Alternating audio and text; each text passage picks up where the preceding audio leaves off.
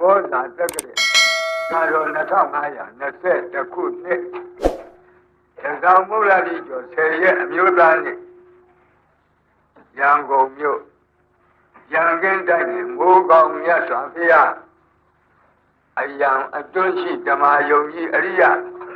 ဓမ္မယုံကြီး၌တိပိဋကဒရမတိ4ပါးအားပူဇော်သော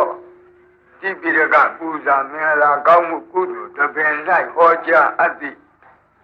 သစ္စာ4ပါးတရားလို့ဒီလိုပဲဘာဟောလိုက်တယ်တိပိဋကဆရာတော်ကဘာဟောလဲသစ္စာ4ပါးတရားဟောတယ်တာပြောကြပြီတော့ကိုင်းပြောတဲ့အတိုင်းသစ္စာ4ပါးဇေဒီဆိုတော့ဘုရားကြီးကမြန်မာပြည်ကဗုဒ္ဓဘာသာအမျိုးသားအမျိုးသမီးတွေအန္တပုထုဇဉ်အဖြစ်ကလွတ်မြောက်ကလျာဏပုထုဇဉ်အဖြစ်သို့ရောက်နိုင်အောင်ဆိုပြီးတော့လေ့လာကြနော်နှုတ်ထဲဆောင်ပြီးတော့ရွတ်ဖတ်လေ့လာသွားကြဖို့ပွားများကြဖို့ဆိုပြီးတော့ခန္ဓာအာယရဏဓာတ်သစ္စာလင်းက10ပုဒ်ရေးခဲ့တယ်ခန္ဓာ5ပါးနဲ့ပတ်သက်၍တရားလုံးတွေစိတ်စေတသိက်ရုပ်အကုန်လုံးဗရမတ္တတရားလုံးတွေဖော်နေရတဲ့အတွက်ခန္ဓာပိုင်းမှာလင်းက9ပုဒ်ရှိသွားပါတယ်အာယရဏပိုင်းကတစ်ပုဒ်ဓာတ်ပိုင်းဓာတ်ပိုင်းကတစ်ပုဒ်သစ္စာပိုင်းကတစ်ပုဒ်နောက်ပိုင်းအဲ့ဒီ10ခုမြောက်သစ္စာလင်းကမှာနှလုံးသွင်းကြည့်ကြရအောင်သရောဘုရားကြီးကဗာရေးလိုက်အတွန်းရှိစွာဘယ်မြကြလိတခါတရံမဖောက်ပြန်ပဲအစဉ်မြဲကိုသစ္စာဆို၏ကဘာဂတိကြောခြင်းနဲ့ကြောအချိန်တွေကြာခြင်းတိုင်းကြာဘလောက်ပဲကြာတဲ့ကြာခြင်းနဲ့ကြာပါစေမိမိရဲ့ပိလနတ္ထသင်္ခတ္တတန္တာပတ္ထဝိပရိနာမတ္ထအစရှိတဲ့သစ္စာ4ပါးမှာတပါး၌အနဲ့4ချက်စီရှိကြတယ်အဲ့ဒီလိုမိမိတို့မှာရှိရင်းစွဲတပါးဝတ္တ4မျိုးကပြောင်းလဲပြီးတပါးသောအချင်းအရာအဖြစ်မဖြစ်ဘဲနဲ့ဒီ4မျိုးနဲ့သာအမြဲဖြစ်လို့အတွန်းရှိစွာဘယ်မြကြာလဲတခါတရံမဖောက်ပြန်ပဲအစဉ်မြဲကိုသစ္စာဆို၏ဒီတရားတွေကိုသစ္စာလို့ဘာကြောင့်ခေါ်ရအချိန်ကာလဘလောက်ကြာစေကမူတစ်ကြိမ်တစ်ခါတစ်ကြိမ်တစ်ဖန်တရားတစ်ခါမြမိမိတို့ဤပိရဏတ္တသင်္ကတ္တစသောအ내သဘောမှာပြောင်းလဲ၍မဖြစ်ပဲဖြစ်တိုင်းဟာမိမိတို့ရဲ့ပိရဏတ္တသင်္ကတ္တတန္တာပတ္တအစရှိသောသဘောတို့နဲ့သာအမြဲတစေဖြစ်ပွားတတ်သောကြောင့်သစ္စာခေါ်တယ်ဒါလို့ပြောလိုက်ပါတဲ့ဆိုတော့ဘုရားကြီးကအတွန်းရှိစွာဘယ်မြကြာလဲတခါတရံမပေါက်ပြန်ပဲအစဉ်မြဲကိုသစ္စာဆို၏ထိုသစ္စာကလေးတွေပြ၏အဲ့ဒီသစ္စာဆိုတဲ့တရားဒီ4မျိုးရှိတယ်4ပါးတယုတ်အမှန်ထုတ်သောဒုက္ခသစ္စာသမုဒယသစ္စာនិရောဓသစ္စာမဂ္ဂသစ္စာမာတိကခင်းလိုက်သစ္စာ4ပါးပြောပြသမှာအမိရဲ့ပြောပြသမှာအမောင်းရဲ့ဆိုရဲ့တမ်းပြီးတော့ဒီအတိုင်းပြောလိုက်ပါဒုက္ခသစ္စာသမုဒယသစ္စာនិရောဓသစ္စာမဂ္ဂသစ္စာဒါသစ္စာ4ပါးပဲလို့ပြောပါကောင်းပြီဒုက္ခသစ္စာဆိုတာဘာခေါ်တယ်လဲသမုဒယသစ္စာဆိုတာဘာခေါ်တယ်လဲនិရောဓသစ္စာဆိုတာဘာခေါ်တယ်လဲမဂ္ဂသစ္စာဘာခေါ်တယ်လဲပြဿနာ4ချက်တက်မေးလိုက်မယ်မေးခဲ့တော့ခန္ဓာ5လီဘုံလောကီကိုဒုက္ခဆို၏လောကီခန္ဓာ5ပါးဒုက္ခသစ္စာခေါ်ပါတယ်လို့သာဖြေလိုက်ပါထိုဒုက္ခကြောင့်ပွားထိုဒုက္ခပေါင်းပွားကြောင့်အမှုလောဘစုမှာသမုဒယအမည်ရ၏လောကီခန္ဓာ၅ပါးဖြစ်ပွားကြောင့်ဖြစ်တဲ့ကာမတဏှာဘဝတဏှာ ဝိဘဝတဏှာလို့အကျဉ်းချုပ်အားဖြင့်သုံးပါကာမတဏှာဘဝတဏှာဝိဘဝတဏှာဆိုတာဒိဋ္ဌိမပါပဲတတ်မဲ့ယုံတတ်မဲ့တဲ့ဒိဋ္ဌိကတဝိပယုတ်လောဘမျိုးကာမတဏှာလို့ခေါ်ပြီးတော့ဒိဋ္ဌိနဲ့တွဲဖက်ပြီးဖြစ်တဲ့လောဘ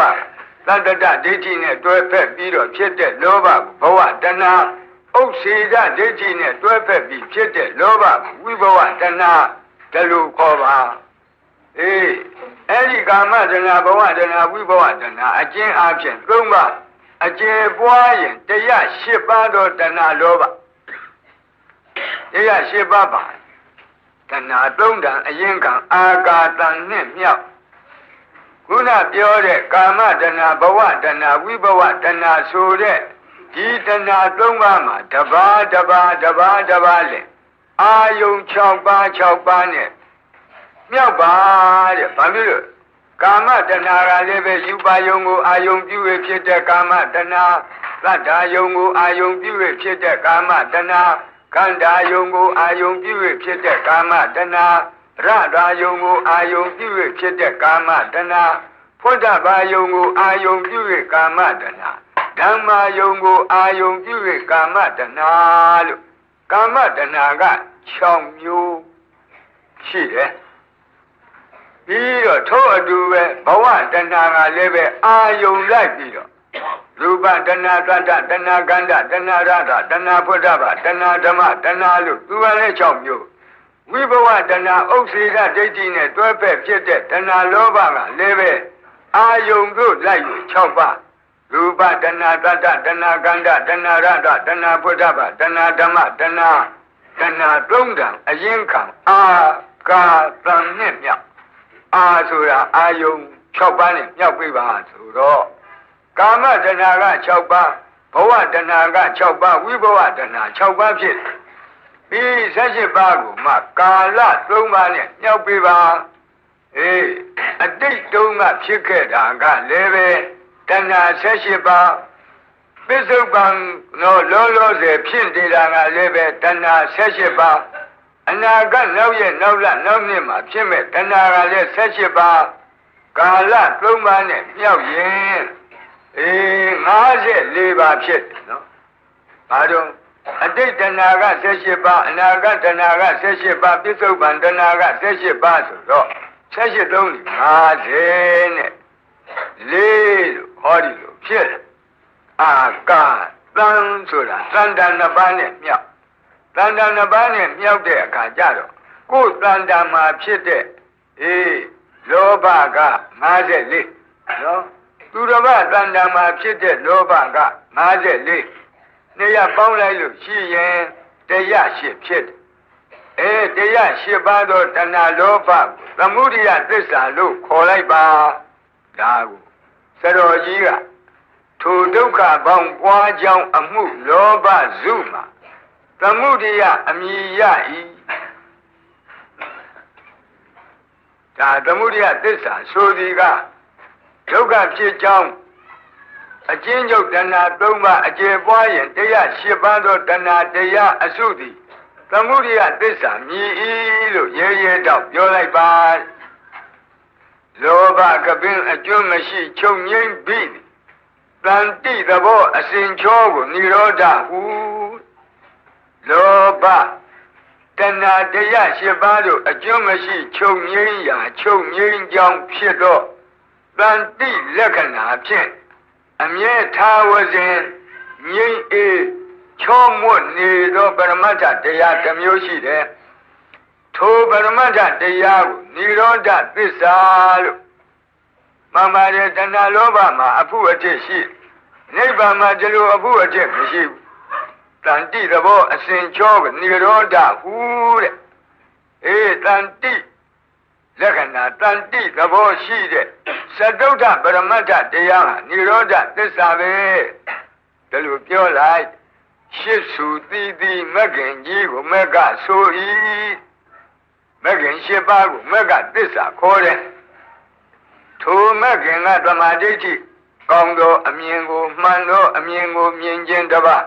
သမ္မာသင်္ကပ္ပကောင်းသောအကြံမှန်သောအကြံကိုကြံခြင်းတစ်ပါး သမ္မာဝါစာကောင်းသောစကားမှန်သောစကားကိုပြောဆိုခြင်းတစ်ပါးသမ္မာကမ္မန္တောကောင်းသောအမှုကိုပြုခြင်းတစ်ပါးသမ္မာအာဇီဝကောင်းသောအသက်မွေးမှုဖြင့်အသက်မွေးခြင်းတစ်ပါးသမ္မာဝါယာမောကောင်းသောအလုပ်တို့ကိုအားထုတ်ခြင်းတစ်ပါးသမ္မာတတိကောင်းသောအာယုံကိုအောက်မေ့ခြင်းတစ်ပါးသမ္မာသမာဓိကောင်းသောအာယုံနဲ့စိတ်ဤတည်ကြည်ခြင်းကောင်းသောတည်ကြည်ခြင်းလို့ဆိုတယ်ကောင်းသောအာယုံ၌လို့ဒီကောင်းသောကအာယုံကိုဝိသေသနမှတဲ့စကားမဟုတ်ဘူးထိုအာယုံ၌ကောင်းသောစိတ်ဤတည်ကြည်ခြင်းလို့ဆိုလိုတယ်ဤရှိပါး၌ဖောက်ပြမရှိဖြောင့်မှန်ပြီးမှအရိယသစ္စာခေါ်လိုက်စွာဤသတော်ဘုရားကြီးကနော်အဲ့ဒီလိုသစ္စာ၄ပါးဒီအယတရားကိုကောက်ပြီးတဲ့နောက်ဒုက္ခသစ္စာရဲ့သင်္ကတတပိလနတသင်္ကတတသန္တာပတ္တဝိပရိနာမတ္တဆိုတဲ့အ내သဘော၄ပါးသမုဒိယသစ္စာရဲ့အာယုအနတ္တနိဒာနတ္တသံယောဂတ္တပရိဘောတ္တဆိုတဲ့သဘာဝ၄ပါးနိရောဓသစ္စာရဲ့အသင်္ကတတအမတ္တပဝုဝေကတ္တဆိုတဲ့သူအ내သဘောမေဃသစ္စာရဲ့နေယနာတ္တဟိတုတ္တဒသနာတ္တအာဓိပတိယတ္တဆိုတဲ့အ내သဘော၄ပါးပါဠိတစ်ဖက်မြန်မာတစ်ဖက်ဖော်ပြီးတော့ဒီ16ပါးသောသစ္စာအ내ဖြင့်ကိုယ်တော်ရဲ့သစ္စာလင်္ကာကိုသိမ့်ခဲ့ပါဆိုကြပါစို့မိမိတို့တရားနာပရိသတ်များမှတ်ဖို့ကတော့အခုပြောတဲ့တရားကိုမှတ်နိုင်ဖို့အရေးကြီးတယ်ဓမ္မစကြာကိုဒီပရိသတ်ကြီးရတော့ပရိသတ်များဓမ္မစကြာရွတ်တဲ့အခါကြည့်ဒွေမေဘိက္ခဝေအန္တပပ္ပစီဒေနနသေဝိတ္တပါဆိုတာခြေသားတို့ရဟန်းဖြစ်တဲ့ပုဂ္ဂိုလ်ဒီအယုံနှစ်ပါးမလိုက်စားရဘူးဒါပြောတယ်ကတမေတွေအစွန်းနှစ်ပါးမလိုက်စားနဲ့မလိုက်စားရမယ်အစွန်းနှစ်ပါးဘာလဲဆိုကာမယောဇာယံကာမဒုက္ခလိကနုယောကောဟိနောကာမောဘောထုတ်တဏီကောအနတ္တတန်ဟိတောယောဇာယံအတ္တကိလမထာနုယောကောဒုက္ခောအနတ္တယောအနတ္တတန်ဟိတောအစွန်းနှစ်ပါးအယုတ်နှစ်ပါးကိုကာမဒုက္ခလိကနုယောဂနဲ့အတ္တကိလမထာနုယောဂကိုခေါ်တယ်အစွန်းနှစ်ပါးအယုတ်နှစ်ပါးဆိုအဲ့ဒီနှစ်ပါးကိုချက်သားလို့ရှောင်ရဒါဖြင့်ရှောင်ရတော့တပည့်တော်တို့ကျင့်ရမှာကဘာလဲဆိုဧတေကောဘိက္ခွေဥဘောအန္တိအနုပကမ္မဒီအစွန်းနှစ်ပါးကိုမကတ်ရောက်ပဲမစ္စည်းမပฏิပဒံတတ္ထာဒေနအပိတံဗုဒ္ဓအလေအလတ်ဖြစ်သောအကျင့်ပฏิပတ်ကိုသင်လို့เสียငါဖေဟာကျင့်ဖို့ရန်ထိုးထွင်းသိမြင်အပ်ထားတယ်အဲ့ဒီမစ္စည်းမပฏิပဒံဒီသကုကရဏီညာနာကရဏီဉာဏ်မျက်စိကိုပြုတတ်တယ်နော်အသိဉာဏ်ကိုပြုတတ်တယ်ဒီအမှန်မြင်အောင်လည်းပြုတတ်တယ်အသိဉာဏ်ကိုလည်းပြုတတ်တယ်ဥပဒမယကိလေသာကတိငြိမ့်ဖို့ရန်လည်းပဲကျေစုပြုအဘိညာယထူးသောဉာဏ်ဝိပဿနာဉာဏ်နော်ရဖို့ရန်လည်းပဲကျေစုဖြစ်ဖို့ရန်လည်းပဲကျေစုပြုတယ်သံဘောဓာယနော်မဂ္ဂင်၈ပါးကကျင့်လို့ရှိရင်အထက်မှာအရိယာမက်ကိုရောက်ပြီးတော့သံဘောဓိခေါ်သောမဉ္ဇဉ်၄ပါးကိုရဖို့ရန်လည်းဖြစ်တယ်နိဗ္ဗာန်ယနိဗ္ဗာန်မျက်မှောက်ပြုဖို့ရန်လည်းဖြစ်တယ်မစ္စည်းမပฏิပဒါရဲ့အကျိုးဝါမစ္စည်းမပฏิပဒါအကျင့်ကိုဖြင့်ရင်နိဗ္ဗာန်ကိုခြေသားခြေသမီးတို့ဧကမုတ်ချမျက်မှောက်ပြုရမယ်ဒီအတိတ်ပဲနော်အဲ့ဒီဥစ္စာမှာခုစကားကြည့်အောင်တို့တထွေဘာပဲပြောသစ္စာကိုစဉ်းစားဖို့နှလုံးသွင်းဖို့ကမ္မထံသဘောဆင်ញင်ဖို့မပါသေးဘူးကမ္မထံမဟုတ်သေးဘူးသစ္စာကမ္မထံမဟုတ်သေးဘူးပြီးတော့မှကတမသတာဘိက္ခွေမစ္စည်းမပฏิပဒံတတ္ထာဒေနအပိသံဗုဒ္ဓသက္ကုကရဏီညာနာကရဏီဥပသမယအဘိညာယသံဘောဓာနိဗ္ဗာနာယသံဝတ္တတိတလူဂုံကျေးဇူးနဲ့ပြည့်စုံတဲ့မြတ်စွာဘုရားထိုးထွင်း၍သိထားတဲ့မစ္စည်းမပฏิပဒံဆိုတာဘယ်တရားလဲလို့မေးတဲ့စာပိုက် သူ့ကိုဖြေတာကအယံမေဝအရိယောအထင်ကြီးကောမေကိုတရားတိတံသမ္မာဒိဋ္ဌိသမ္မာသင်္ကပ္ပောသမ္မာဝါစာသမ္မာကမ္မန္တောသမ္မာအာဇီဝသမ္မာဝါယာမောသမ္မာတတိသမ္မာသမာဓိအဲ့ဒါကအဖြေနော်မဇ္ဈိမပฏิပဒါဆိုတာသမ္မာဒိဋ္ဌိအစရှိတဲ့အရိယအထင်ကြီးကမက်ကိုခေါ်တယ်သမ္မာဒိဋ္ဌိသမ္မာသင်္ကပ္ပသမ္မာဝါစာသမ္မာကမ္မန္တသမ္မာအာဇီဝသမ္မာဝါယာမသမ္မာတတိသမ္မာသမာဓိဒီမဂ်ခင်၈ပါးကိုမဇ္ဈိမပฏิပဒါခေါ်တယ်ခြေသားတို့ပြီးတော့မှဒီစကားကိုစကားပြန်သိမ့်လိုက်တယ်အယံခောတာဘိက္ခွေမဇ္ဈိမပฏิပဒါတထာဂတိနအပိသံဗုဒ္ဓသက္ခုကရဏီညာနကရဏီဥပဒမယအဘိညာယတံမောဓာယနိဗ္ဗာန်ယတံဝတ္တတိခြေသားတို့နော်ငါတရားသိအပ်တဲ့ကိလေသာငြိမ်းဖို့ယံထူသောဉာဏ်ဝိပဿနာဉာဏ်ရင့်သန်ဖို့ယံပြီးတော့မဲ့ဉာဏ်ပေါ်ဖို့ယံနိဗ္ဗာန်မျက်မှောက်ပြုဖို့ယံဉာဏ်မျက်စိကိုပြုတတ်တဲ့မဇ္ဈိမပฏิပဒါဆိုတာအခုပြောခဲ့တဲ့မဂ်ခင်၈ပါးပဲခြေသားတို့ဒီကဒါပဲရှိတယ်နော်အဲ့ဒါရဲ့အတိပ္ပယ်ဒါပဲမြန်မာပြန်တာပဲဒီစာပိုက်ကိုဒီလိုရွတ်နေလို့လည်းပဲမိမိတို့ဟာသစ္စာကမ္မထံစီးပြန်တာမမြည်ဘူးဘုန်းကြီးတို့ဒီဝိသုဒ္ဓိမတ်မှာပညာဘူမိနေတိတဝိပဿနာဉာဏ်ပညာရဲ့ဘုံကြီး6ခုကိုအကျေတော်ဖွင့်ပြတယ်စာနော်အခန်းခန္ဓာအာယတနာဓာသစ္စာဣန္ဒြေပဋိစ္စသမုပ္ပါ6ခုဝိပဿနာအလုပ်ပြုလုပ်ခြင်းနဲ့ပုဂ္ဂိုလ်သည်ယုံ nant တရားကိုခန္ဓာ၅ပါးအနေနဲ့တော်၎င်းအနိစ္စဒုက္ခအနတ္တရှုတတ်ရအာယတနာအနေနဲ့တော်၎င်းဒီယုံ nant တရားကိုမြင်အောင်ကြည့်ရဓာအနေနဲ့သစ္စာအနေနဲ့နော်ဣန္ဒြေအနေနဲ့ပဋိစ္စသမုပ္ပါအနေနဲ့တော်၎င်းသိရတယ်အဲ့ဒီတွင်ယခုဓမ္မစကြာမှာကြည့်လိုက်လို့ရှိရင်အခုပြောခဲ့တဲ့စာပိုက်တွေကသစ္စာကမ္မထံကိုမရောက်သေးဘူးအခုပြောမယ့်အပိုက်ကသစ္စာကမ္မထံကိုရောက်ဣဒံခောပနဘေကဝေဒုက္ခံအရိယသစ္စာယဟန်တို့အခုပြောမယ့်တရားတွေဟာဒုက္ခအရိယသစ္စာဆိုတာဟောဒီတရားတွေ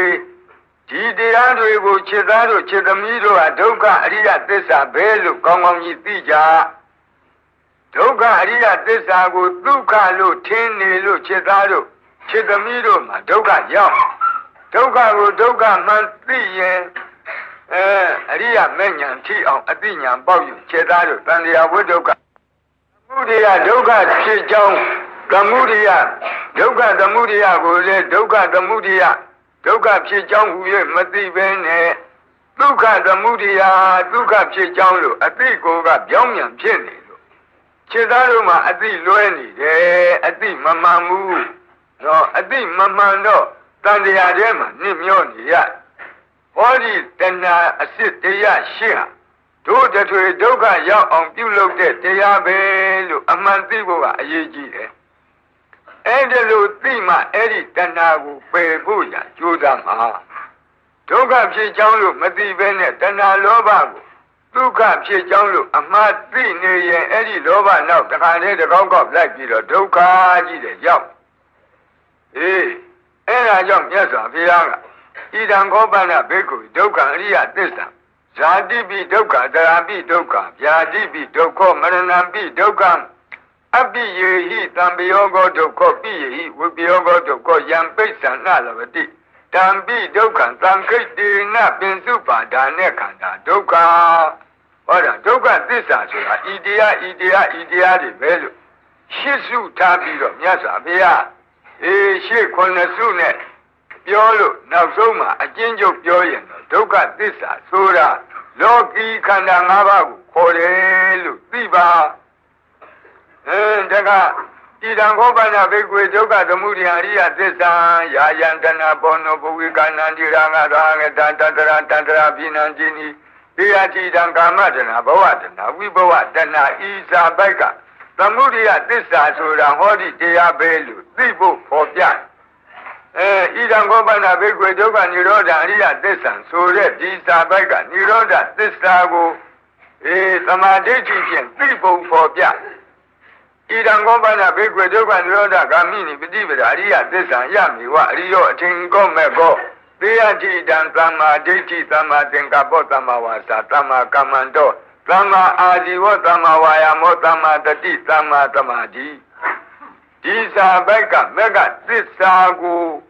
မြင်အောင်ကြည့်ပုံကိုဖော်ပြတယ်စာပိုက်ဇတုသစ္စာကမ္မထံကိုစီးပြန်လို့သောနှလုံးသွင်းလို့သောယောဂီပုဂ္ဂိုလ်တယောက်ဒီဤစာပိုက်၄ပိုက်အတိုင်းနှလုံးသွင်းရတယ်တပည့်တော်တို့ဒီမဇ္ဈိမပฏิပဒါနော်မဂ္ဂင်၈ပါးဖြစ်အောင်ကျင့်ဉင်တယ်ဘယ်လိုကျင့်ရမလဲကျင့်ဉင်လို့ရှိရင်မဂ္ဂင်၈ပါးမှာရှေးဥစွာဒိဋ္ဌိဆိုတဲ့အမြင်မှန်အောင်သမ္မာဒိဋ္ဌိဖြစ်အောင်ကြည့်သမ္မာဒိဋ္ဌိဖြစ်လာလို့ရှိရင်သူ့နောက်ကသင်္ကပ္ပကသမ္မာသင်္ကပ္ပဝါစာကလည်းသမ္မာဝါစာနော်နောက်မဂ္ဂင်တွေကသမ္မာမဂ္ဂင်ကြီးတဲ့နောက်ကလိုက်လာလိမ့်မယ်လောကဥပမာအားဖြင့်ခေါင်းတွဲကသာတန်လန်းပေါ်မှာမှန်သွားနေနောက်ကလိုက်တဲ့နောက်တွဲတွေကလည်းတန်လန်းပေါ်မှန်မဲ့လမ်းကြောင်းပြောင်းလိုက်ခေါင်းတွဲကသာထိုးမကြလိုက်နဲ့ကြလိုက်ပေါ့ဆိုရင်အကုန်လုံးနောက်တွဲတွေဟာအကုန်လုံးဖောက်လွဲဖောက်ပြန်ဖြစ်ကုန်တယ်ခေါင်းတွဲဖောက်လွဲရင်နောက်တွဲတွေဖောက်လွဲတယ်မိရတာဒီနော်ဒီတိုင်းမဂ္ဂင်နဲ့ပတ်သက်၍လည်းပဲဒိဋ္ဌိဆိုတော့အမြင်မဂ္ဂင်မှားရဲ့အကြံလည်းပဲမှားပြီအပြောလည်းမှားပြီအလုပ်လည်းမှားပြီအသက်မွေးလည်းမှားပြီအကုန်လုံးအမှားကြီးတဲ့မဂ္ဂင်မိစ္ဆာမဂ္ဂင်တွေနောက်ကလိုက်ကုန်တယ်အမြင်မှန်မှုဆိုတဲ့ပထမအချက်ဒိဋ္ဌိကသမ္မာဒိဋ္ဌိဖြစ်အောင်ခြေသားလို့နှလုံးသွင်းသမ္မာဒိဋ္ဌိဖြစ်ရင်နောက်ကသင်္ကပ္ပကလည်းပဲသမ္မာသင်္ကပ္ပမဂ္ဂင်ဝါစာကလည်းသမ္မာဝါစာမဂ္ဂင်ဒီသမ္မာမဂ္ဂင်ဒီနောက်ကတခါလေခေါင်းတွဲအမှန်ဒီလမ်းမှန်တခါလေဖြောင်းပြီးလိုက်လာလိမ့်မယ်ဒါလို့ဆိုလို့လေတနည်းအားဖြင့်မဂ္ဂင်၈ပါးမို့လို့ရှစ်ခါတောင်နော်တပါးစီကျင့်နေရမည်မဟုတ်ဘူးဒီသမာဓိဋ္ဌိဖြစ်အောင်ကျင့်လိုက်ရင်ကြံတဲ့မဂ္ဂင်တွေကတခါလေဒီနောက်ကရေပါတယ်လို့ဒိဋ္ဌိနောက်ကနေပြီးတော့သမာမဂ္ဂင်တွေကအကုန်ပါလာဒီစာလေးပိုက်သည်ဓမ္မစကြာမှာမိမိတို့အဖို့အလုတ်လုပ်ဖို့ရန်သမာဓိဋ္ဌိဖြစ်အောင်နှလုံးသွင်းဖို့ရန်ဟောပြတယ်ပါဠိပဲကိုယ်တော်ဟုတ်ပါမလားဟုတ်တယ်နော်သတိပဋ္ဌာန်မှာကြည်ကတမသဘိက္ခုသမ္မာဒိဋ္ဌိจิตတို့သမ္မာဒိဋ္ဌိဆိုတာဘယ်လိုတရားလဲဆိုတော့မြတ်စွာဘုရားဖြေတယ်ဒုက္ခညာဏံဒုက္ခသမုဒယညာဏံဒုက္ခនិရောဓညာဏံဒုက္ခនិရောဓဂ ामि နိယပฏิပဒါယညာဏံအယံဝုသတိဘိက္ခုသမ္မာဒိဋ္ဌိจิตတို့ဒုက္ခသစ္စာ၌သိတဲ့ဉာဏ်သမုဒယသစ္စာ၌သိတဲ့ဉာဏ်និရောဓသစ္စာ၌သိတဲ့ဉာဏ်မေဃသစ္စာ၌သိတဲ့ဉာဏ်သစ္စာဉာဏ်၄ပါးကိုသမာဓိဋ္ဌိခေါ်တယ်ဆိုတဲ့ဒီစာ၄ပါးအတိုင်းကိုသစ္စာ၄ပါးနော်သဘောထားကိုသိနေရင်အဲ့ဒါသစ္စာဉာဏ်၄ပါးသစ္စာဉာဏ်၄ပါးဖြစ်ရင်မိမိမှာသမာဓိဋ္ဌိမဂ္ဂင်ကောင်းဖြစ်သမာဓိဋ္ဌိမဂ္ဂင်အလုတ်လုပ်နေတဲ့လူဒီဘယ်တော့မှမိစ္ဆာဝါစာတွေဝစီဒုစရိုက်တွေဘယ်တော့မှပြောဘူးထိုကလေးကသူဒီသမာကမ္မန္တမဂ္ဂင်နော်သမာဝါစာမဂ္ဂင်ဖြစ်အောင်လားမှန်တော်စကားဟုတ်လားမေတ္တာရှိအောင်တရားနဲ့တရားညီညွတ်သောစကားလူညံ့သောစကားအကျိုးရှိသောစကားဒါဟုပဲပြောတော့ထိုသူသည်ဝါစာမဂ္ဂင်ကလည်းသမာဝါစာမဂ္ဂင်တခါလေးနောက်ကလိုက်ဒီသမာဓိဋ္ဌိအမြင်သာမှန်မစေကမ္မန္တကာယကံကလည်းပဲသမ္မာကမ္မန္တပဲသူပြုတော့တယ်တဲ့သမာမဂ္ဂင်ဒိဋ္ဌိမဂ္ဂင်သမ္မာရှင်ရင်ကြံတဲ့မဂ္ဂင်တွေကအကုန်လုံးအကောင်းလိုက်ဒါကြောင့် မြတ်စွာဘုရားကသမာဓိရှိဖြစ်အောင်ဒီစာပိုက်၄ပိုက်ကိုခြေသားခြေသမီးတို့ဂယုဆိုင်တာတဏှိအပြင်ပြောလို့ရှိရင်ဓမ္မစကြာတစ်ခုလုံးကိုကြည့်အဲ့ဒီကနောက်နော်ဣဒံဒုက္ခဣဒသစ္စာတိမေဘိက္ခွေပုပ္ပေနနုတုတေတုဓမ္မေတုသက္ကုံဥရပါတိစသည်12ပိုက်ဖြင့်ကိုတော့တဏ္ဍာမှာသစ္စာ၄ပါးတစ်ပါးတစ်ပါး၌သစ္စာဉာဏ်ကိစ္စဉာဏ်ကတ္တဉာဏ်3ပါးဖြစ်ပုံကိုဖော်ပြတို့နဲ့ဘာဆိုင်မှုတာမှနော်ကြီးညိုခြင်းရင်ကြီးညိုဖို့ပဲရှိတို့သူငါအလုပ်လုပ်ဖို့မဟုတ်ဘူးအဲ့ဒါကသူတကမိန်ချက်တနည်းအားဖြင့်ဒီလိုပြောရတာမကောင်းဘူးတရားကိုယ်တော်မြတ်ကြီးမှလားဟုတ်လားဒွါဒတ္တကာရသစ္စာဉာဏ်ဖြစ်ပုံကိုဖော်ပြတာတို့နဲ့ဘာဆိုင်မှုအဲ့ဒါအကျင့်များတော့အဲ့ဒီသစ္စာဉာဏ်ကိစ္စဉာဏ်ကတ္တဉာဏ်ဆိုတဲ့သစ္စာတစ်ပါးမှာဉာဏ်3ပါးမပိုင်သေးတဲ့၍ငါဘုရားသည်သမ္မာသမ္ဗုဒ္ဓဘုရားဖြစ်တယ်လို့ဝန်မခံဘူးတဲ့ဒီသစ္စာဉာဏ်ကိစ္စဉာဏ်ကတ္တဉာဏ်3ပါးစီပိုင်မှငါဘုရားသည်သမ္မာသမ္ဗုဒ္ဓဘုရားလို့ငါဘုရားဝန်ခံတယ်ဆိုတော့အဲ့ဒီစာပိုက်တွေကကိုမိမိတို့ကျင့်ရမယ်စာပိုက်ဟုတ်ကလားမဟုတ်ဘူးနော်အဲ့ဒီနောက်လာခဲ့အဂုပ္ပမေဝိမု ക്തി အယမန္တိမာတာတိနတ္တိတာနိပုဏ္ဏဘဝတိငါအဖို့ရအရဟတပုဝိမု ക്തി ဒီဘယ်တော့မှမပြည့်စည်တော့မပြည့်စည်ဆိုတာဟုတ်လားအရဟတပုအရဟတပုကပြန်မလျောတော့ဒီလိုပြောတယ်အရဟတပုကပြန်မလျောတော့ဘူးပြောတာအရဟတပုစိတ်ဒီနှိစ္စသာဝရမြဲမယ်ဒါပြောတာမဟုတ်ဘူးမပြည့်စည်တော့ဝရတပုကနောက်ထပ်ဟုတ်လေပြန်လျောเสียမရှိဘူးလို့ပြောတာအယမန္တိမာတာတိအခုဘဝဒီနောက်ဆုံးဘဝဘာလို့အရဟတပုကိုငါပြရရောက်တော့အရဟတပုရတဲ့ဘဝဒီနောက်ဆုံးဘဝနတ္တိဒါနိကုဏဘောယခုအခါတပံဘဝသစ်မှာနောက်တပံဖြစ်ဖို့မရှိတော့ဘူးအဲ့ဒါလို့ဆိုလိုက်ကြတဲ့ကတရားတော်ဘောကအရဟတပုရောက်လို့ဒေသနာဏီကုန်းဆုံးသွားဆုံးတဲ့အခါမှာရှင်အားလုံးပြင်တော်ပြီဘုရားကတော့တိတ်သွားပြင်တော်ပြီတွေသာဓုကောင်းကြီးခေါ်တယ်အဲ့ဒီတည်းမှာပြင်တော်ပြီထဲမှာရှင်ကွန်းနေညသည်ဟုတ်လားသောတာပတ္တိမဉ္ဇဉ်ရောက်မြတ်စွာဘုရားအဲ့ဒီဓမ္မစကြာကိုဟောလိုက်တယ်ဆိုရင်တတုမာရိနတ္တိတာဝိန္ဒာယာမတုပိတနေမနာရတိဗရဏိမိတဝတဝတ္တိနဲ့ယမတွေကောင်းကြီးကျွေးကြော်ဘုံကိုစာ9ပိုက်တော့ညစာပြန်ဟောပြီအဲ့ဒီလိုသူတို့ကောင်းကြီးကျွေးကြော်တဲ့အကြောင်းပြီးတဲ့အခါကြတော့ရှင်အနန္ဒာတို့ရှင်မဟာကတ္တဝါတို့စကားဆင်ပြရတာဒီနောက်မှာဘာမှဘုရားအစကားအထူးမပါတော့မြမကြီးနတ်ကြီးမြမကြီးကျွေးကြော်တာသူတို့ဘာသာကျွေးကြော်အဲ့ဒီကျွေးကြော်တဲ့အတန်ရဲ့နောက်ပိုင်းကဘာပါလဲအထာဂောဘဂဝါဣမံဥဒနာဥဒနေတိနတ်ကြီးမြမကြီးကျွေးကြော်ပြီးတဲ့အခါမြတ်စွာဘုရားကဤဥဒန်းကိုကျူးရဲ့တယ်ဆိုဘုရားအတန်ပေါ်လာအင်ညာတိဝန္တဘောကွန်းညောအင်ညာတိဝန္တဘောကွန်းညောအိုးကွန်းကျင်ညတိသစ္စာ၄ပါးတရားကိုသိသွားပါဘောတကားကွန်းကျင်ညတိသစ္စာ၄ပါးတရားကိုသိသွားပါဘောတကားလို့ဒီအိုကဓမ္မခေါ်တဲ့အာလပနလူတွေနတ်တွေမြမာတွေခေါ်တဲ့အာလပနအာလုံးမဟုတ်ဘူးအိုးအံ့ဩတဲ့သဘောအိုးတင်ကွန်းကျင်ညတိသစ္စာလေးပါးတရားသိသွားပါဘကောကိုယ်ညတိသစ္စာလေးပါးတရားသိသွားပါဘကောလို့ဝမ်းမြောက်လွန်းလို့ဥဒန်းကျူးလိုက်အဲ့ဒီလိုဘုရားကလည်းဥဒန်းကျူးပြီးရောအရှင်ကိုယ်ညတိလည်းဘေးရန်ဗန္တိဘကောတော့တန်တိကေပပိတံလည်းဘေးရန်ဥပသမဒံလျှောက်မြတ်စွာဘုရားတပည့်တော်ရှင်တို့အဒါနဲ့ရှင်ဖြစ်ရန်ဖြစ်ရမရသေးလျှောက်တော့သူ့သိနေသွားကမောဟဖတ်ပြီးတော့ညက်နဲ့ကမောဟနဲ့ဖတ်ရတာမဟုတ်ဘူးမြတ်စွာဘုရားကသူ့အတိတ်ကပရိက္ခာရဒါနကောင်းမှုပါမပါကြည့်တော့ပါခဲ့အတိတ်ကြီးကသာသနာတွေတုန်းကသင်္ကန်းတပိတ်ပရိက္ခာလှူခဲ့ဒါနကောင်းမှုပါတော့အဋ္ဌိမယပရိက္ခာရကြောင်းပရိက္ခာအလှူတည်းဟူသောရှေးကောင်းမှုပါခဲ့တဲ့ပုဂ္ဂိုလ်ဆိုပြီးမြတ်စွာဘုရားကသင်္ကန်းယုံတဲ့ကဟောဒီရွှေလက်တော်ဆန့်တမ်းအေဟိဘိက္ခုတပိုက်လာတော့จิตတာဟောတာဘာမှလို့ တပိုက်သောခါတော့ဓမ္မောနိဗ္ဗာန်ရောက်ကြောင်းတရားကောင်းငါဖျားသည်အစလည်းဆုံးသုံးပါးဆုံးကောင်းခြင်းကိုနဲ့ပြည့်စုံသင်ရှားဟောကြားအပ်ပြီးသားအသင့်ရှိနေတယ်จิตတာဒါကတပိုက်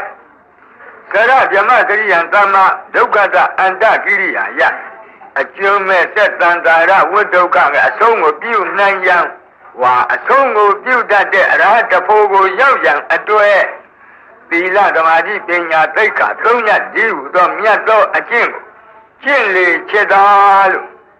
မြတ်စွာဘုရားဝကြသုံးဝကြပြောတယ်ဒါကသုံးခွန်းပေါ့ဒါကသုံးဝကြပြောမိန့်ကြားလိုက်အဲ့ဒီသုံးဝကြတော့ပထမဝကြလဲဆုံးရောရှင်ကိုညညဟာတခါတည်းငကူတုံးကဘရဝိုက်ရဟန်းကဲ့သို့ရောရဟန်းအတုံကနေပြီးတော့မြတ်စွာဘုရားရဲ့သာသနာဝန်တန်းဣတိမယပရိက္ခရာ၈ပါးကံကဆင်မြတ်ပေးလိုက်တကယ်ဝတ်ပြီးကပန်းညိုကပန်းပြီးဆင်ပြီးမြန်ပြီးလက်ကတော့တံပေတင်ပြီးသင်္ကန်းကြီးကလည်းပဲအခောက်လိုက်လက်ဝဲပခုံးတက်ကိုလက်ရနော်လက်မောင်းအောက်ကလှည့်ပြီးတော့တိုင်းပြီးခြုံပြီးတပိတ်ကလည်းပဲလက်ဝဲပခုံးစွန်းအနွယ်နဲ့တကွချိတ်ပြီးဝါတော်60သက်တော်80ရှိသောမထီကြီးရဲ့အိန္ဒြေမျိုးဖြင့်ဒါလည်းရဟန်းအသွင်ကိုအံ့ဖွယ်ကောင်းလောက်ဒီတိုင်းကြည့်နေတော့ကြောက်သွားတယ်ဒါပဲသာဝတ္တအာယတမတော်ဥပသမတာအဟောတိမြတ်စွာဘုရားကအဲ့ဒီဘိက္ခုခေါ်လိုက်ချင်းသည်ပဲလေရှင်ကွင်းလင်ညအဖို့ရဟန်းခံခြင်းပဲတဲ့တိမ်တဲ့ဝင်ပြီးညတ်တိသရုဒ္ဓကမောဖတ်တဲ့ရဟန်းခံခြင်းမျိုးမဟုတ်ဘူးအဲ့ဒီဘိက္ခုခေါ်လိုက်ချင်းသည်ပဲလေမြတ်စွာဘုရားကခေါ်လိုက်ချင်းသည်ပဲသူ့ကိုရဟန်းခံပေးခြင်းမျိုးဖြစ်တယ်ဒါမျိုးကိုအဲ့ဒီဘိက္ခုဥပသမတာခေါ်တယ်ဆိုတော့နောက်ပိုင်းကတရားတွေဟာဘုန်းကြီးတို့တရားနာပရိသတ်တို့ကျင့်ဖို့ဘာမှမဟုတ်နော်ဘယ်ဒီတစိမ့်ကြမှာဆိုလို့မြတ်စွာဘုရားကိုတော်မြတ်တို့အရှင်ကွန်းနေညတို့ဓမ္မဓမင်းပွဲမိန်မိန်ရှက်ရှက်ဖုံးပေးကြတာကိုတို့ဘေးကကြည့်ရတယ်လို့ဟာနော်မိမိတို့ဘိုးကတော့ဟောဒီထဲမှာဓမ္မစက်ကြာတကြမ်းလုံးကတသုတ်လုံးကနှုတ်ယူရင်ဒီစာ၄ပိုက်ဤစာ၄ပိုက်အတိုင်းမိမိတို့နှလုံးသွင်းတတ်ရင်သတုသစ္စာကမ္မထံစည်းပြန်တာမြည်တဲ့ဘုန်းကြီးတို့ရဟန်းတော်ချင်းကြတော့အရှင်ဘုရားသတုသစ္စာကမ္မထံစည်းပြန်နှလုံးသွင်းကြရင်တခြားအကျဉ်းနှလုံးသွင်းကြရင်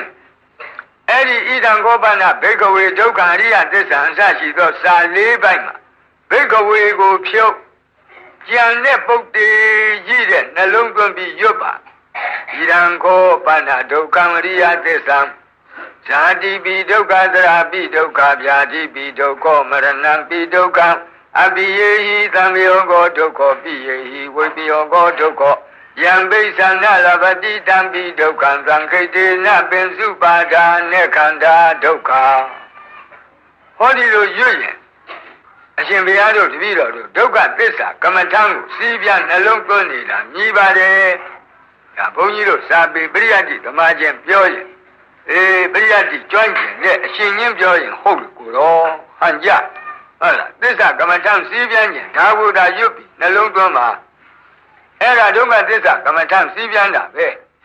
ဣဒံကောပနာဒုက္ခသမုဒယံအရိယသစ္စာယာယံတဏဘောနုဘဝိကနံတိရာဂသဟကတာတတရာဘိနံတိနိတေယတိတံကာမတဏဘဝတဏဝိဘဝတဏဘိက္ခဝေဖြုတ်ပြီးအဲ့ဒါကိုသာရွတ်ပြီးတော့နှလုံးသွင်းတယ်ထိုပုဂ္ဂိုလ်သည်သမုဒယသစ္စာကမ္မထံကိုစီးပြန်နေတာစီးပြန်တဲ့နေရာမှာကမ္မထံလုပ်တဲ့နေရာမှာလောကီကိုဥတည်ပြီးတော့ကမ္မထံတရားအားထုတ်ကြရနောက်ကနေပြီးတော့နိရောဓနဲ့မေဃသစ္စာကိုဣဒံကောပနာဒုက္ခနိရောဓံရိယသစ္စာယောတတယေဝတနာယအတေသဝိရာဂနိရောဓဆိုတဲ့စာပိုက်ဣဒံကောပနာဒုက္ခနိရောဓဂ ामि နိပฏิပဒါရိယသစ္ဆံယမေဝရိယောထင်ကြီးကောမေကောတေယတိတံသမ္မာဒိဋ္ဌိပေယလသမ္မာသမာဓိဤစာပိုက်နှစ်ပိုက်ကနိရောဓသစ္စာနဲ့မေဃသစ္စာကိုနှလုံးသွင်းပုံကိုဖော်ပြတဲ့စာပိုက်ယောဂီပုဂ္ဂိုလ်သည်အဓိကအားဖြင့်ရှေ့သစ္စာနှစ်ပါးကိုအလုတ်သစ္စာခေါ်တယ်လောကီသစ္စာနှစ်ပါး သူ့ကိုကြည့်ရသူ့ကိုကြက်ကြက်ကြည့်ပြီးတော့မှအဲ့ဒီလောကီသစ္စာနှစ်ပါးတို့ရဲ့အနိစ္စဖြစ်ပုံဒုက္ခဖြစ်ပုံအနတ္တဖြစ်ပုံကိုဆင်ခြင်ရခုနကတော့လောကုတ္တရာသစ္စာဖြစ်သောနိရောဓမဂ္ဂသစ္စာကတော့လောကီသစ္စာကိုသာကြက်ကြက်ကြည့်ရင်မိဟုံဟုံလောင်နေတဲ့အဆောက်အုံကြီးကြည့်ရတယ်လို့နော်လောကီသစ္စာကိုတကယ်ယောဂီပုဂ္ဂိုလ်ရဲ့ဉာဏ်နဲ့ကြည့်ရင်လောဘမီဒေါသမီမောဟမီအစရှိတဲ့တစ်ဆက်တစ်သိမီတွေတဟုံဟုံတညင်းကြီးလောင်နေပြီတကဲ့သို့မြင်ရလေမီးကိုကြည့်ရင်မျက်စိပူသလိုပဲလောကီသစ္စာတွေကိုတကယ်မီးမျက်စိနဲ့ကြည့်လို့ရှိရင်တကယ်ပူတာတွေ့ရတယ်မီးကိုကြည့်ရင်ပူတဲ့မီးကိုကြည့်ရင်ပူတော့တဲ့ရေလေးကိုကံတော်ကြီးနာသွားပြီးတော့ဗောလေမျက်စိလေးအောင်ကြည့်သလိုလောကီသစ္စာတွေကိုစဉ်းစားလို့စိတ်ကလေးတခါနဲ့ညီငွေလောက်အောင်ဟုတ်လားကြောက်လောက်အောင်စိတ်ကပူပန်းနေဟောဒီတို့သွားကြဟောဒီအေးတရားနှစ်ပါးရှိတယ်ရေကိုပေါ့ရေကြည့်ရေအေးကြည့်တယ်နိရောဓနဲ့မဂ္ဂသစ္စာကိုလည်းတစ်ခါကြည့်ပေးရတယ်တရားနယ်ပယ်မှာအပူကြီးတဲ့ရှိတာမဟုတ်ဘူးဟောဒီနိရောဓနဲ့မဂ္ဂဒီဟုသောအေးတရားလည်းရှိတယ်ဒီတရားကိုတို့ပိုင်မှတို့အေးမယ်ဆိုတာသိသူ့ကိုပိုင်ဖို့ကလည်းဒီရှိကနှစ်ပါးကိုဒုက္ခမံသမှုဒုက္ခမံသမှုရိယမံသိအနိစ္စမံဒုက္ခမံအနတ္တမံတကယ်တည်းဖြစ်မရအောင်သိမှနောက်ကသစ္စာနှစ်ပါးကပေါ်မှာဒီတော့ဒီရှိသစ္စာနှစ်ပါးကိုနာကြည့်ရဒီတော့လူလောကအနေနဲ့ကြည့်ရင်ဟာတကားကြီးအဲ့ဒီစာလေးပိုက်ကိုဘိက္ခဝေဖြုတ်ဣဒံဂောပနာဒုက္ခရိယသစ္ဆံဓာတိပိဒုက္ခသရာပိဒုက္ခလို့နှလုံးသွင်းပါဆိုရင်တပည့်တော်တို့မသိဘူးပဲကိုတော်လို့ပြောဟုတ်တယ်မှန်တယ်ကိုတော်တို့သာငယ်စဉ်တောင်ကြီးကလေးတွေကတထောင်ကိုမွဲအောင်ပေါ့အောင်ပါဠိနဲ့နေခဲ့နော်ပါဠိကိုကြားလိုက်ရင်အနဲ့အတိတ်ပဲသိတာတပည့်တော်တို့မသိဘူးအကယ်၍သာတက်တော်ထင်ရှားမြတ်စွာဘုရားတရားဟောနေရင်လည်းပဲတပည့်တော်တို့တရားနာလင်ဘယ်လိုသိရဘုရားကိုယ်တော်မြတ်နှုတ်တော်ကတော့ပါဠိဘာသာနဲ့တရားဟောတာပဲမာဂတိဘာသာပါဠိလိုတရားဟောတာမိမိတို့ကမြန်မာလူမျိုးဖြစ်တော့မြန်မာဘာသာနဲ့မိမိတို့နားမှာကြားတယ်မြန်မာဘာသာအပြောကောင်းတဲ့ပုဂ္ဂိုလ်ကြီးတူပြောနေတယ်လို့နားရဲဆုတ်သွန်းလိုက်တယ်လို့မြန်မာဘာသာနဲ့ဒုက္ခကိုဒုက္ခအကြောင်းတကယ်နားရဲဆုတ်သွန်းတယ်လို့သိမဲ့သမှုရိယအကြောင်းနားရဲဆုတ်သွန်းတယ်လို့မြန်မာလူပြောနေတဲ့အတိုင်းမိမိတို့မှသိရဒါဗုဒ္ဓရဲ့နော်အစိန်တေယဂုံတော်တစ်ပါးပေါ့တို့အတူပဲဒီတရားပွဲထဲမှာဟုတ်လားရှမ်းပါလားရှမ်းလူမျိုးကလည်းရှမ်းဘာသာနဲ့ကြားတာချင်းလူမျိုးကလည်းပဲချင်းဘာသာနဲ့ကြားကိုယ်ဘာသာနဲ့ကိုလူမျိုးတရားတစ်ပါးကိုယ်ဘာသာနဲ့ကိုကြားရအခုမိမိတို့ဒီတတ်တော်ထင်ရှားဘုရားထံတရားနာရင်လည်းပဲမိမိတို့မြန်မာဘာသာနဲ့ကြားပြီးတော့မြန်မာဘာသာနဲ့သစ္စာလေးပါးကိုနှလုံးသွင်းပြီးတော့သစ္စာကမ္မထံစီးပြန်၍လောကီသစ္စာနှစ်ပါးရဲ့အနိစ္စဒုက္ခအနတ္တဖြစ်အင်းကိုဆင်ခြင်ပွားများ၍အရိယမေဖို့ရောက်ကြရမယ်ပုဂ္ဂိုလ်တွေမြန်မာဘာသာနဲ့ဆင်ခြင်ပွားများ၍အရိယမေဖို့ရောက်ကြမယ်ပုဂ္ဂိုလ်တွေဖြစ်လို့မြန်မာဘာသာဓမ္မလင်္ကာဖြင့်သစ္စာကမ္မထံကိုဟောဒီစီးပြန်ကြရပါမယ်နောက်ပိုက်တွေမိမိတို့နဲ့မဆိုင်တဲ့ပိုက်တွေအတာအထနော်မိမိတို့ဆိုင်တဲ့ပိုက်ကိုအယနှုတ်ယူရင်ပါထွက်ပฏิတံတေဩနာတေဟုလေးကြွေရင်မြစ်ဒုက္ခဖြစ်၏ဇာတိပိဒုက္ခသရာပိဒုက္ခဗျာတိပိဒုက္ခမရဏံပိဒုက္ခဘသူမှရှောင်မလွတ်တဲ့နော်အခြေခံအရင်ကနော်အမြင့်မူလဒုက္ခ၄ပါးဇာတိပိဒုက္ခသရာပိဒုက္ခဗျာတိပိဒုက္ခမရဏံပိဒုက္ခသူ့ကိုမြန်မာလင်္ကာပြန်လိုက်ပฏิတံတေဩနာတေဟုလေးတွေရင်မြစ်ဒုက္ခဖြစ်၏ဖြည်းဖြည်းပေါ့ဒီဝိဝေကစိတ်ငြိမ်တဲ့အချိန်မှာစဉ်းစားပြီးတော့ရွတ်ရင်ဘလောက်စိတ်ထဲမှာကြည်နူးမယ်ဆိုတာနော်လက်တွေ့စဉ်းစားကြည့်ကြပ ฏิตันติโอนาเตหุလေတွေရင်မြစ်ဒုက္ခဖြစ်၏မချစ်ရှင်တွဲချစ်သူကိုယ်နှင့်လူလည်းမရအကျင့်ပြတော်ပင်စဥပါဒာငါခန္ဓာသစ္စာဒုက္ခမမောစာဒုက္ခသစ္စာအမှန်ပါတကားလို့ဆိုလိုပါတယ်မှန်မောလာမှာဆရာတော်ရဲ့မောလာဆိုတာမောကဘာတော့အဲ့ဒါဘောဓနာစကားပေါ့မှန်မောလာမှန်လာပါပြီဆိုလိုတာနော်ဒါဒီလိုနှလုံးသွင်းနေရင်ပฏิတန်တိဩနာသေးဟုလေတွေရင်မြစ်ဒုက္ခဖြစ်၏မချစ်ရှင်တွဲချစ်သူကိုယ်နဲ့လူလည်းမရအကျင့်ပြတော့ပင်စဥပါဒာငါခန္ဓာ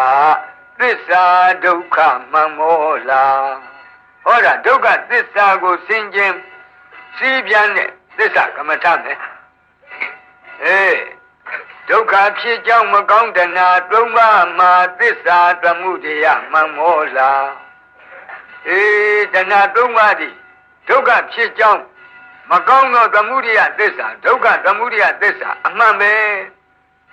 ဘုန်းကြီးကဟိုတခါတလေကြတော့လည်းပဲပောဓာနဝါဒတွေကပါ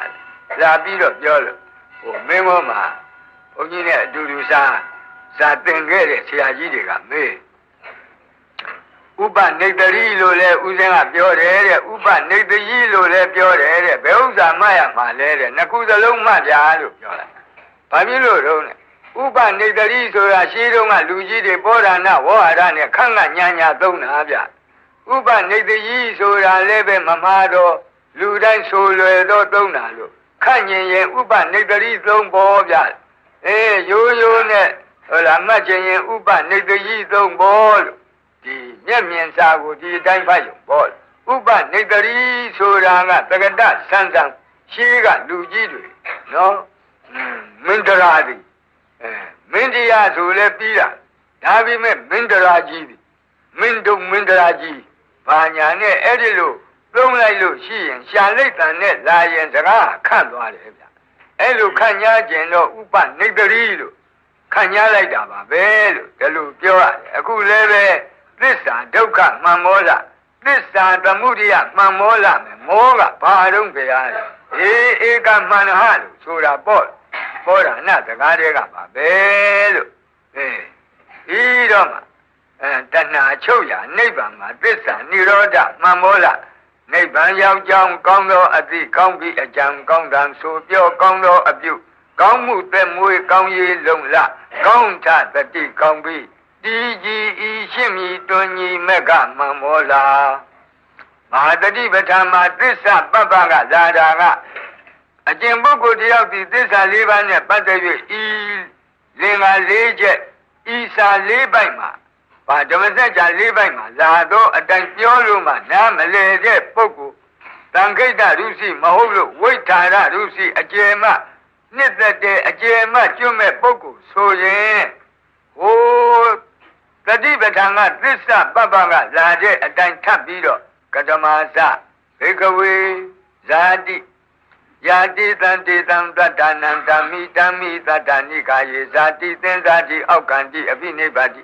ခန္ဓာနံဘာတုဘာဝအာယတနာနံပတိလာဘောအယံဥစ္စတိဘေကဝေဇာတိတစ်ချက်သရာတစ်ချက်မရဏတစ်ချက်နော်သောကပရိဒေဝဒုက္ခတော့အဲ့ဒါတွေ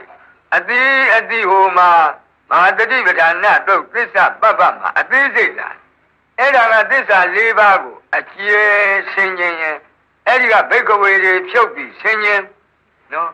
တို့ဆင်ခြင်ရင်အဲ့ဒီလိုဆင်ခြင်ရတယ်အကျင့်ဆင်ခြင်ခြင်းလင်ဤဓမ္မစကြာလာအတိုင်းဤလင်္ကာအတိုင်းဆင်ခြင်မှာဆင်ခြင်လင်ဆရာတော်တသန္တနာလုံးကဒီဥစ္စာမမှားပါဘူးဆိုတာဆရာတော်တကာကလက်ခံပါလိမ့်မယ်တဲ့။ gain တကာကြီးဥဩဘာပြောတဲ့အတိုင်းသစ္စာ၄ပါးတရားကိုဟောပြီးပြီတို့တထွေသည်ဒီဟာတော့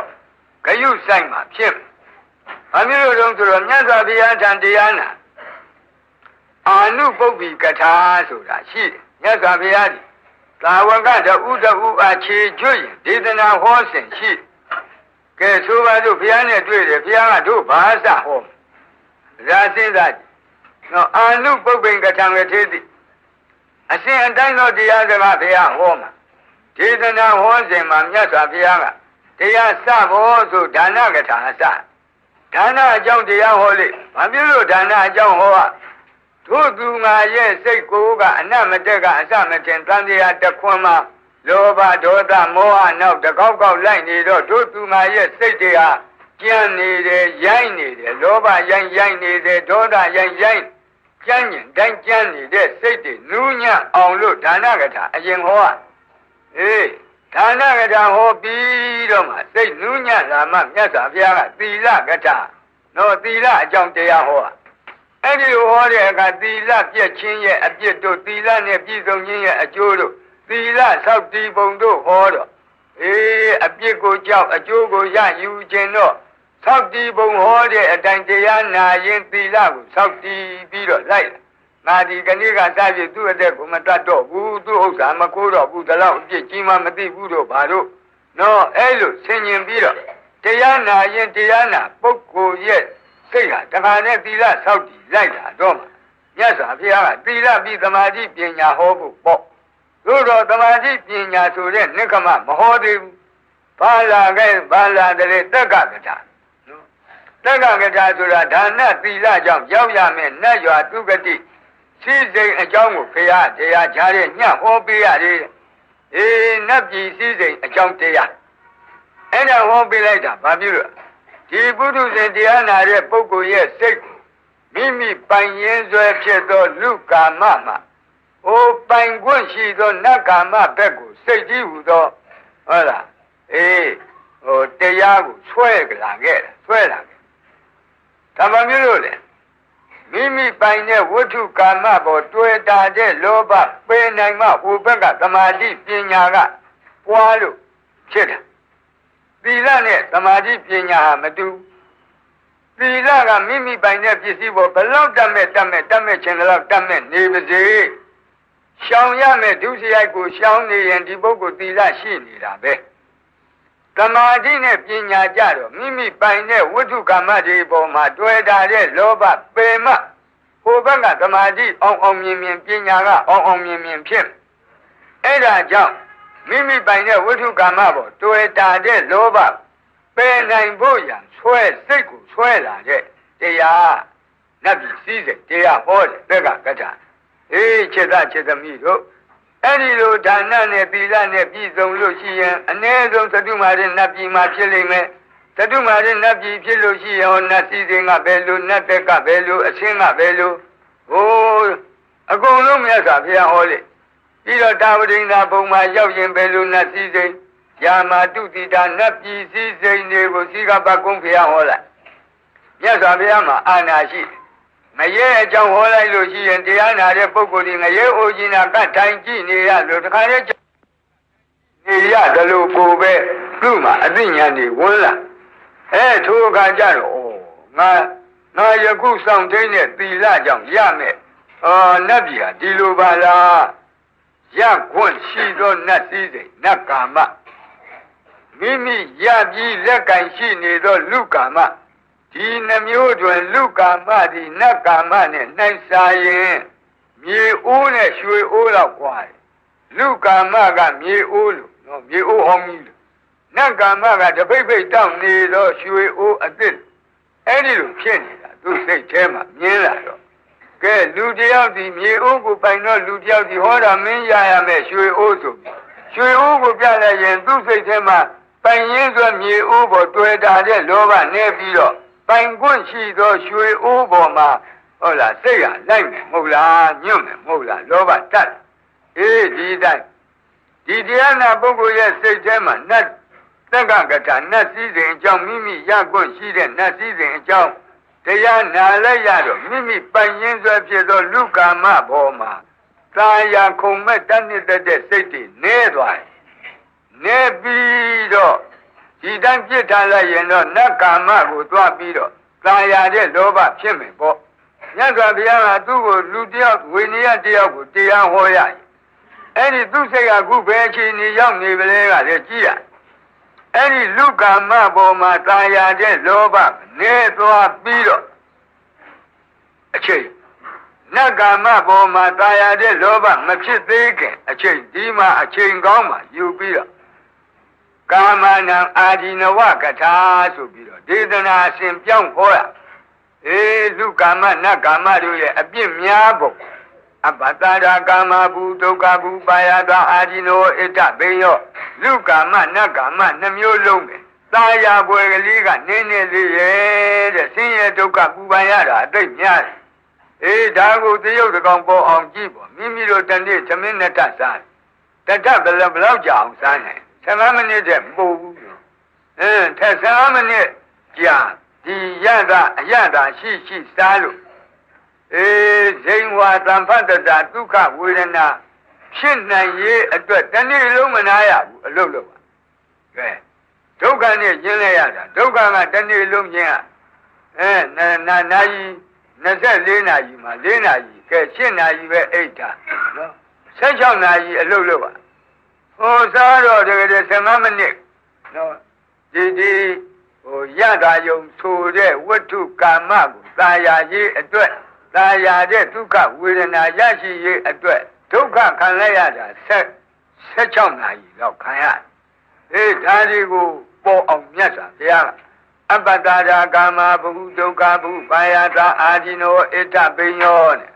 အဲ့ဒါလို့17ချက်လောက်ရှိတဲ့သင်္ဃာယနာတင်တဲ့လူကာမနတ်ကာမနှမျိုးလုံးသည်ပင်လင်ရှားမိကြီးနဲ့တူတယ်မွေအုပ်ခေါင်းနဲ့တူတယ်စမွေအုပ်ခေါင်းနဲ့တူပုံအကျယ်ဟောလိုက်ရှားမိကြီးနဲ့တူပုံပေါ့လေပူပုံကိုဟောပေးလိုက်အဲ့ဒီလို17ချက်လောက်မြတ်စွာဘုရားကာမနာအာဒီနဝကထာအကျယ်ဟောလိုက်တော့တရားနာတဲ့ဝိနည်းရဲ့စိတ်ထဲမှာလူကာမကိုရောပိုင်ခွင့်ရှိတဲ့လူကာမကိုရောပိုင်ရင်းဆွဲဖြစ်တဲ့ပိုင်ခွင့်ရှိတဲ့နတ်ကာမကိုရောမိမိပိုင်ရင်းဆွဲဖြစ်တဲ့လူကာမကိုရောသူစိတ်ထဲမှာမိကြီးကဲကြီးလို့မွေအုပ်ကောင်းလို့အောင်းမိမိကြီးကဲကြီးမကင်ဝတ်မွေအုပ်ကောင်းကိုမနှင်းဝတ်တယ်လူကာမနတ်ကာမနှမျိုးလုံးပေါ်မှာမตายရဝတ်တော့အဲ့ဒီမှမြတ်စွာဘုရားကနိက္ခမေအာနိတန္တကထာဆိုပထမနိက္ခမကထာသမာဓိပညာသမထဝိပဿနာဒီပုဂ္ဂိုလ်ရဲ့ဇေယိုင်းနဲ့လိုက်လျောသောသမထကမ္မထံ40တို့တွင်ဒီပုဂ္ဂိုလ်ရဲ့ဇေယိုင်းနဲ့လိုက်လျောသောသမထကမ္မထံဖိဟောပေးတယ်တရားနာတဲ့ပုဂ္ဂိုလ်ကဇေယိုင်းနဲ့ကြိုက်တဲ့ကမ္မထံနာရတော့သိနှစ်သက်ပြီးတော့အဲ့ဒီသမထကမ္မထံကိုဘုရားတရားဟောရင်နောက်ကနှလုံးသွင်းလိုက်လို့သူရဲ့စိတ်ကဥပဒါရသမာဓိလောက်ရောက်မှဝိပဿနာကမ္မထံမှာလည်းပဲသူရဲ့အာတယဓာတ်ကခန္ဓာကမ္မထံနဲ့တော်တဲ့ပုဂ္ဂိုလ်ခန္ဓာကမ္မထံဟောပေးတာအာယတနာနဲ့တော်တဲ့ပုဂ္ဂိုလ်အာယတနာကမ္မထံတန်းနဲ့တော်တဲ့ပုဂ္ဂိုလ်သူနဲ့တင့်လျော်သောကမ္မထံတရားဝိပဿနာကမ္မထံတရားဟောပေးတော့လုံးတိုင်းဒီတရားနာတဲ့ပုဂ္ဂိုလ်ကလည်းနှစ်သက်တလုံးမှဟုတ်လားမပြည့်ရနိုင်တရားနာရင်ဝိပဿနာကမ္မထံစည်းပြန်လိုက်လို့နိဝရဏ5ခုပွာပြီးတဲ့အတွက်သူစိတ်မှာဂုံအင်္ဂါ5ချက်တဲ့ကံလာမုဒုဝိနိဝရဏဥဒကပတ္တနာဆိုတဲ့ဒီငုံဂုံ5ချက်နဲ့စိတ်ကပြိုးပြက်တလက်ဖြစ်နေတဲ့အချိန်မှာခုနကပြောတဲ့ဣဒံခောပန္နဘိက္ခဝေအများဖြင့်တပါးရဲ့ဆိုရင်ဣဒံခောပန္နဘိက္ခုဒုက္ခအရိယသစ္စာဇာတိပိဒုက္ခစသည်ဒီစာ၄ဘက်အချင်းဟောပေးလိုက်အဲ့ဒါကိုပင်လင်သာမုတ်ကံတိကသစ္စာဒေသနာကိုပြတဲ့သစ္စာ၄ပါးပြတဲ့ဆိုတာသစ္စာ၄ပါးကိုအကျဉ်းအားဖြင့်ဓမ္မစကြာလာတဲ့အတိုင်းသံခိတ္တရုစီပုဂ္ဂိုလ်အားဟောပြ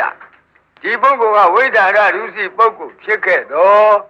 ဒီဓမ္မစကြာမှာလာတဲ့ဇဂတိမာတိကာတဘော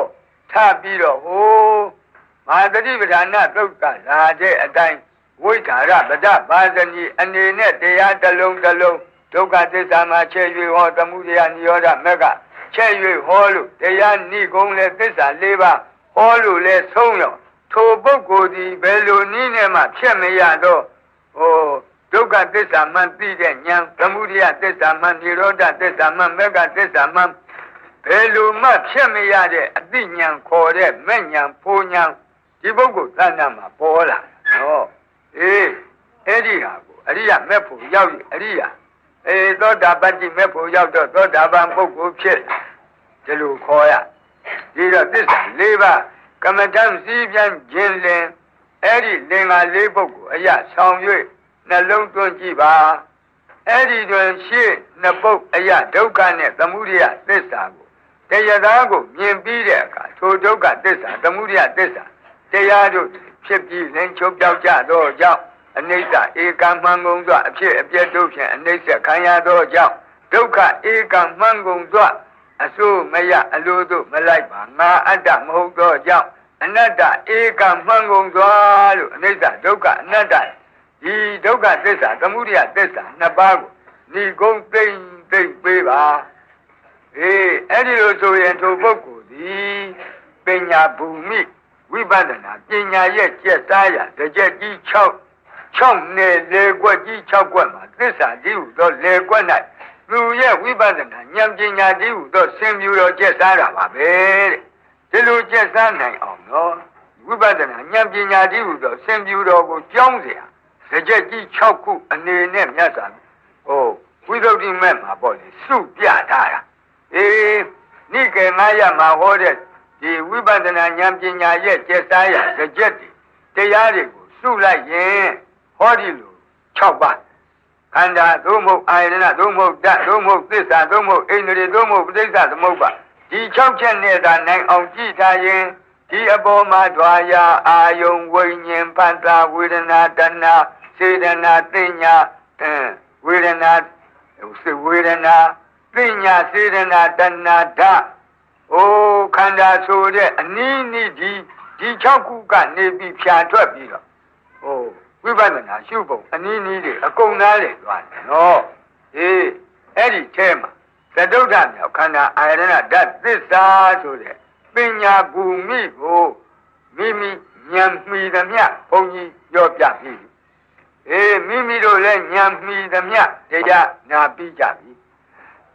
ဉာဏ်မှီသမျှလိုက်ပြီးတော့အသိဉာဏ်ထိုးထွန်းအောင်ယင်းလင်္ကာ၄ပုဂ္ဂိုလ်ဟောဒီအတန်ဖန်းချက်တွေကထုတ်ပြီးတော့ကြည့်၍နှလုံးသွင်းကြပါသူတော်ကောင်းတို့